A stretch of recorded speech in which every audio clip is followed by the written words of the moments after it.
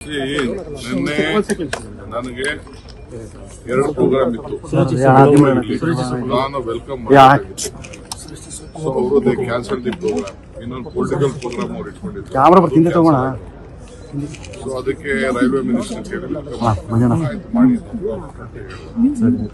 So ಅದಕ್ಕೆ ನನ್ನ welcome ಹೋಯ್ತು. ನಾನು ಮಾತಾಡೋದು ಹೋಯ್ತು. It is my department. I am the minister, ಬ್ಯಾಂಗ್ಳೂರಲ್ಲಿ ಪ್ರೋಗ್ರಾಮ್. ಸೊ ಅದಕ್ಕೆ ನಾನೇ ನನ್ನ ರೆಪ್ರೆಸೆಂಟೇಷನ್ ಸ್ಟೇಟ್ ಇಂದ ಏನು ಹೇಳಬೇಕು ಅಂತೇಳಿ ಅದನ್ನು ಅವ್ರಿಗೆ ರೆಪ್ರೆಸೆಂಟೇಷನ್ ಕೊಟ್ಟಿದ್ದೀನಿ. ಈ centre you will look out.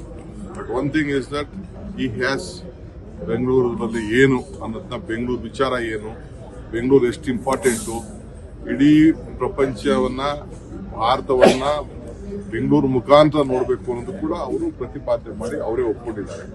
ಅಂದರೆ ನಾನು ಒಬ್ಬನೇ ಮಾಡಿದ್ದೀನಿ, ನಮ್ಮ ಸರ್ಕಾರನೇ ಮಾಡ್ತು ಅಂತಲ್ಲ, ಎಲ್ಲ ಸರ್ಕಾರಗಳು ಸೇರಿ ಈ ಕೆಲಸವನ್ನು ಮಾಡ್ಕೊಂಡು ಬಂದಿದೆ. ಇದಕ್ಕೆ ದುಡ್ಡು ಬೇಕು. ಈ ಬಿಜೆಪಿ ಕೆಲವರೆಲ್ಲ ಖಾಲಿ ಟ್ರಂಕ್ಗಳೆಲ್ಲ, ಖಾಲಿ ವೆಸಲ್ಸ್ ಕೆಲವೆಲ್ಲ ಇದೆ.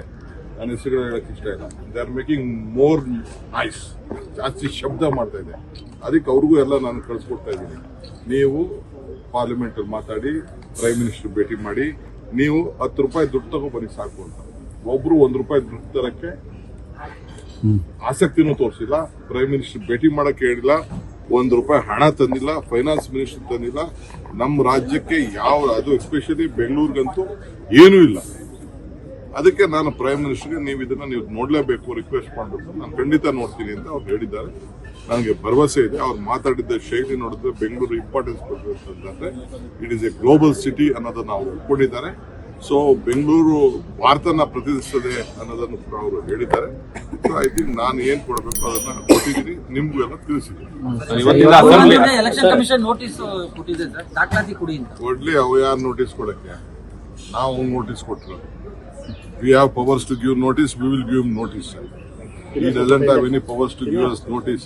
ಯಾವ ಅಫಿಡವಿಟ್ ಕೊಡಬೇಕು? ನಾವು ಪ್ರಜಾಪ್ರಭುತ್ವದಲ್ಲಿ ಚುನಾವಣೆ ಗೆದ್ದಿದ್ದೀವಿ. ನೀವು ನ್ಯಾಯಬದ್ಧವಾಗಿ ಎಲೆಕ್ಷನ್ ಮಾಡಬೇಕು ಅಂತ ನಿಮ್ಗೆ ಅವಕಾಶ ಇದೆ ಹೊರತು ನೀವು ನಮ್ಗೆ ನೋಟಿಸ್ ಕೊಡೋ ಹಕ್ಕಿಲ್ಲ. ಏನಿದ್ರು ಕಾನೂನು ಉತ್ತರ ಕೊಡ್ತೀವಿ.